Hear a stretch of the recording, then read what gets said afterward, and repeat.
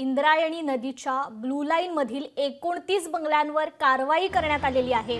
पिंपरी चिंचवड महानगरपालिकेकडून पोलीस बंदोबस्तात ही कारवाई करण्यात आली आहे। बंगले जमीनदोस्त करण्याची तयारी इथे आपण पाहू शकतो। पिंपरी चिंचवड महानगरपालिकेकडून ही कारवाई केली जाते। ब्लू लाईन मधील 29 बंगल्यावर ही धडक कारवाई केली जाते।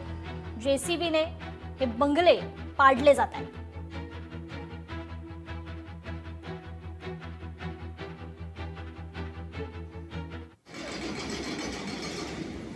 याबाबत आपण अधिकची माहिती घेणार आहोत। सुशांत डुंबरे आपल्याशी फोन कॉलद्वारे जोडले गेलेले आहेत। सुशांत, पिंपरी चिंचवड मधील ही कारवाई आपण पाहतोय। ब्लू लाईन मधील 29 बंगल्यांवर जेसीबीद्वारे ही कारवाई केली जाते। काय द्याल याबद्दलची अधिक माहिती? नक्कीच आज पिंपरी चिंचवड शहरामधील इंद्रायणी नदी काठी असलेले जे ब्लू लाईन मधील जे बंगले आहेत त्याच्यावरती आज महानगरपालिकेकडून कारवाईला सुरुवात झालेली आहे।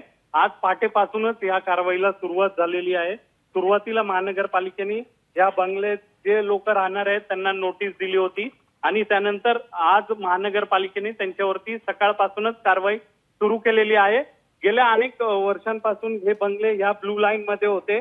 पर्यावरण प्रेमींनी त्यांच्यावरती आक्षेप घेतला होता, पण महानगरपालिकेने त्यांना नोटीस दिली आणि आजपासून कारवाई करायला सुरुवात केलेली आहे। परंतु जे हे रहिवासी आहेत ते कोर्टामध्ये देखील गेले होते, पण कोर्टाने देखील त्यांना फेटाळलेलं आहे आणि हे अनधिकृत बंगले असल्याचं देखील सांगितलेलं आहे। कोर्टाच्या आदेशानंतर आता महानगरपालिकेने हे सर्व बंगले जमीनदोस्त करायला सुरुवात केलेली आहे। निश्चितच सुशांत, धन्यवाद तुम्ही दिलेल्या या सविस्तर माहितीबद्दल।